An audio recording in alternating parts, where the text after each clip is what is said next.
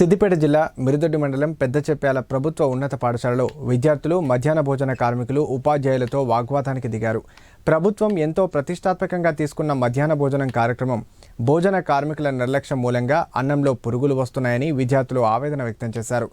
మధ్యాహ్నం ఆకలితో ఉన్న తమకు పురుగుల అన్నం వస్తున్న విషయాన్ని ఉపాధ్యాయులకు తెలిపినా పట్టించుకోవడం లేదని విద్యార్థులు ఆరోపించారు. గత 10 రోజులుగా భోజనం బాగాలేదని విద్యార్థులు ఆరోపించారు.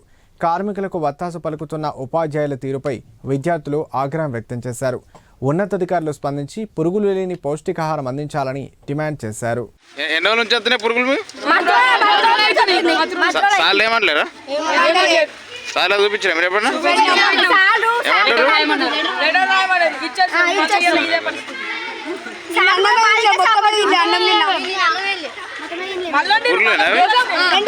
రెండు